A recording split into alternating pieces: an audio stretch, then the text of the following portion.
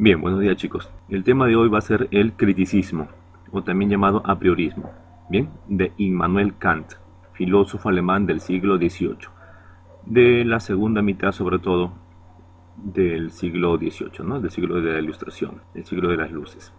Bien, veamos acá entonces. Acá tenemos también lo que habíamos hecho en clases pasadas, el racionalismo, el empirismo. Recordemos, en el caso del racionalismo, y el empirismo son dos corrientes filosóficas que se dieron paso a raíz de una pregunta fundamental que van a eh, plantearse, ¿no? Los primeros filósofos modernos, que sería cuál es el origen del conocimiento. Y ese va a ser sobre todo pues el gran problema entre todos los filósofos, incluyendo Immanuel Kant, ¿no? En el siglo XVIII. El racionalismo, recuerden, es aquella corriente filosófica que va a considerar que el conocimiento se origina en la razón, mientras que el empirismo va a afirmar que el conocimiento se origina en la experiencia. Ahí tenemos a René Descartes con su innatismo, la cual postula pues que el hombre ya nace con ideas, verdades innatas, o ideas innatas que le llamarlo así también, las cuales son tres, ¿no? La res cogitans, cosa pensante, res infinita, que sería Dios, res extensa, que serían pues las cosas que tienen extensión, ¿no? Las cosas materiales, es decir. Y después estarían las ideas adventicias y las ideas ficticias. Bueno, la típica frase o sentencia de Descartes, que es cogito ergo sum, que significa pienso, luego existo, ¿no? El hecho de pensar o dudar en su caso, ¿no? El hecho de dudar o equivocarse ya significa pues existir, porque algo está dudando, ¿no? Alguien, algo está dudando, existiendo. Y esa es la primera certeza que se encuentra, la primera verdad indubitable, evidente. Bueno, en contraposición al innatismo se encuentra la teoría de la tabula rasa, ¿no? De John Locke, en el empirismo de los ingleses, donde afirma pues que la mente del hombre al nacer es como una tabula rasa, es decir, como una hoja en blanco, es decir, que nace con la mente vacía. Es la experiencia la que imprime conocimiento en nuestra mente, dice el empirismo. Bien, entonces acá tenemos las dos posiciones, ¿no? Posiciones opuestas, razón, experiencia. Ahora, ¿qué es lo que va a hacer acá Immanuel Kant? A ver, veamos. Vean acá, sus obras principales. Bueno, la más importante de todas es la crítica de la razón pura, pero hay otras dos críticas, que sería la segunda, la crítica de la razón práctica, y la tercera, la crítica del juicio, o la crítica de la facultad de juzgar. También se le llama así a esta tercera crítica.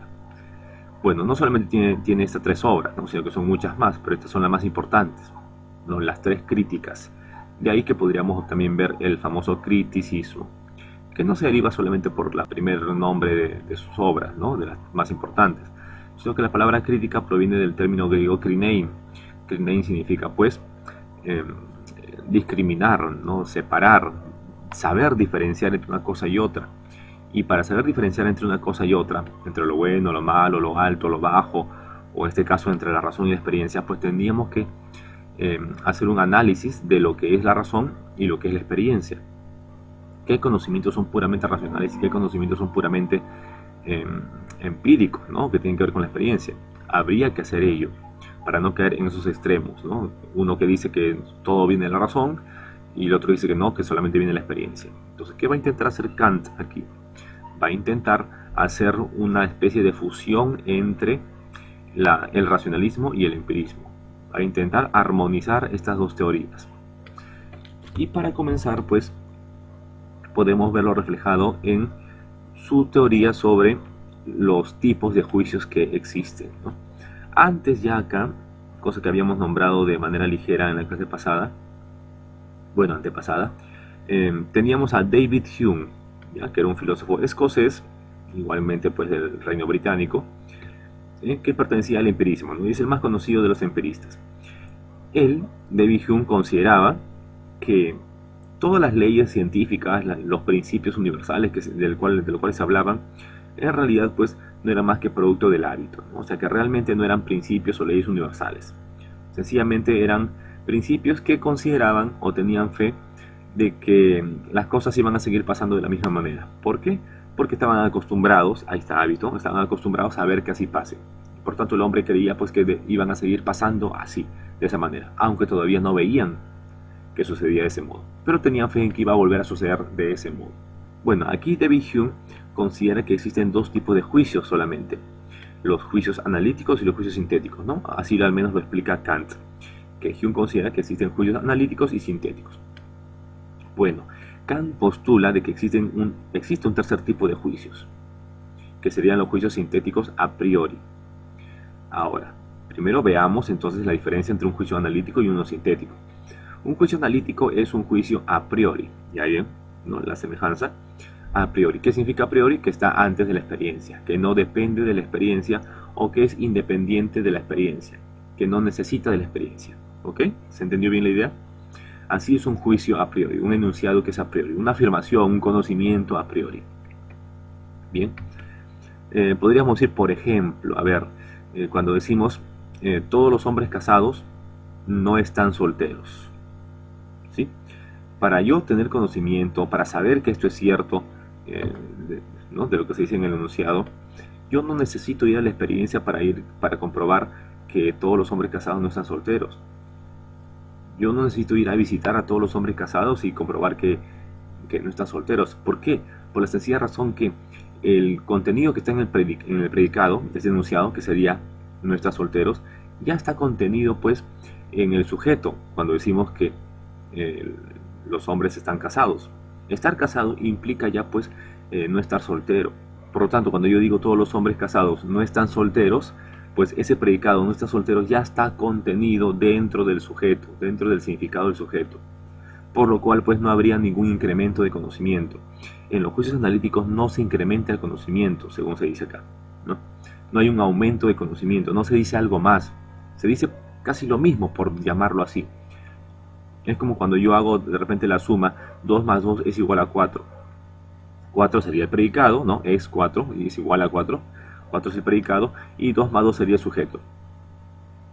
La idea de 4 ya está contenido en 2 más 2. ¿Sí? No estamos diciendo nada nuevo. Esto es lo que también se podría llamar una tautología. Bien, entonces los juicios analíticos no aumentan el conocimiento del sujeto, no aumentan un conocimiento de lo que se está mencionando. Son a priori porque no necesitan de la experiencia para poder probar su veracidad, pues, ¿no? De lo que se está afirmando. Y además son a priori, pues, ¿no? Porque no necesitan de la experiencia, como dijimos. En el segundo caso, en los juicios sintéticos, nos dice que son aquellos juicios o afirmaciones, conocimientos, etcétera, aquellos juicios que sí necesitan la experiencia y por ello son no a priori, sino a posteriori.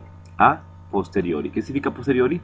Que este conocimiento se lleva a cabo posterior a la experiencia, ¿no? De manera posterior a la experiencia. Que se necesita de la experiencia para poder llegar a este conocimiento. Por ejemplo, cuando yo digo Kant mide 1,50 m. Yo digo Kant mide 1,50 m. Immanuel Kant, ¿ya? Mide 1,50 m. Pues ahí, para yo decir ello, para afirmar este juicio, yo necesito de la experiencia para poder afirmarlo, ¿no? Y sobre todo para poder saber si es cierto. Necesito de la experiencia. Por eso es a posteriori, no es a priori.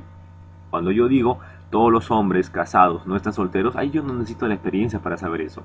Cuando digo 2 más 2 es igual a 4, yo no necesito que eso esté en un libro o verlo en algún lugar para yo saber que es cierto. Porque no depende, ¿no? La verdad de ello no depende de si está escrito en un libro o si me lo dicen. Aunque no me lo digan, aunque no esté escrito en un libro, 2 más 2 siempre va a ser igual a 4. Porque eso depende ya de la razón, no depende de la experiencia. Bien, en este caso cuando yo digo Immanuel Kant mide 1,50 m, eso sí depende de la experiencia. Depende de que yo lo vea, que mida a Kant, ¿no? con un aparato para poder ver si es que efectivamente mide 1,50 m. Recién en ese momento podríamos decir que ese enunciado es correcto, ¿no? Que es un conocimiento sobre Kant. Pero el decir Kant, que es el sujeto, Immanuel Kant, y lo otro, el predicado, que mida 1,50 m, pues no es lo mismo, no son la misma cosa. Una cosa es medir 1,50 m y otra cosa muy distinta es ser Immanuel Kant. Son dos elementos muy distintos. Por lo tanto, el predicado, en este caso, en el juicio sintético, el predicado del sujeto aumenta un conocimiento sobre él. Se aumenta un conocimiento, ¿no? Se incrementa el conocimiento. ¿Ok? Entonces, otra cosa que dice Hume también sobre esto, es que en el caso de los juicios analíticos, es que las ciencias que representan a los juicios analíticos, que contienen juicios analíticos, son las matemáticas, ¿no? Las matemáticas contienen juicios analíticos, decía David Hume. En cambio, juicios sintéticos, este tipo de juicios, conocimientos, estaban contenidos en las ciencias positivas, ¿no? Así lo llamaban, ciencias positivas, o sea, ciencias que tendrían como objeto de estudio las cosas materiales, ¿no? Las cosas de la experiencia. que caen en nuestra experiencia. Ahora, por eso es que Immanuel Kant postula un tercer tipo de juicio, un juicio sintéticos, haciendo referencia a los juicios sintéticos obviamente, y también al mismo tiempo a priori, haciendo referencia a los juicios analíticos, sintéticos a priori. Ahora, estos juicios sintéticos a priori pues obviamente van a incrementar nuestro conocimiento del mundo, ¿no? Y a su vez también son juicios que no dependen de la experiencia, que uno puede estar seguro de ellos sin necesidad de recurrir a la experiencia, ¿no? Y según Immanuel Kant, este tipo de juicios están contenidos en todas las ciencias. Todas las ciencias contienen juicios sintéticos a priori, afirmaba Kant. Además, también tomemos en cuenta otra cosa más sobre los juicios analíticos y los sintéticos. En el caso de los juicios analíticos, que son a priori, este tipo de juicios son universales y necesarios. Ya también tienen esta cualidad de ser universales porque se dan en cualquier espacio y en cualquier tiempo, ¿no? O sea, este conocimiento se aplica, es válido en cualquier lugar, en cualquier momento. Y son necesarios porque no puede ser de otra manera, ¿no? Siempre tienen que ser de esa forma. Es imposible que sea de otro modo. Por eso son universales y necesarios. En cambio, los juicios sintéticos son particulares y contingentes, es decir, se dan en un cierto caso, porque depende de la experiencia, pues, ¿no? En un cierto caso, en una cierta situación, y además puede ser de otro modo, ¿no? O sea, puede ser de ese modo como se está afirmando, y también puede ser de otra manera, o de otra manera, ¿no? Puede cambiar, puede variar. Es otra característica de los juicios sintéticos en este caso, como lo afirma Kant. Bien, ahora también tenemos que darnos cuenta de algo más. En el caso de los juicios analíticos, no aumenta nuestro conocimiento de las cosas, y en cambio en el caso de los juicios sintéticos sí aumenta nuestro conocimiento sobre las cosas. Ahora, cuando Kant habla de juicios sintéticos a priori, habla de juicios que son universales y necesarios y que además pues también aumentan nuestro conocimiento del mundo, de las cosas, y que, como él afirma, como hemos dicho, esto se da en todas las ciencias, ¿no? Tanto en las ciencias matemáticas como en las ciencias naturales o ciencia positiva, como se había dicho en el caso de Hume. Bien, muchachos, eso sería todo por hoy. Ya en la siguiente clase vamos a ver otros temas más de Kant, ¿no? Ya que es un filósofo muy importante, ¿no? Básico para poder entender también la modernidad y el tiempo en el cual estamos, las ciencias. Hablaremos del fenómeno el noumeno y luego del imperativo categórico, ¿no? En el tema de la ética. Bien, muchachos, cuídense mucho y hasta la próxima oportunidad.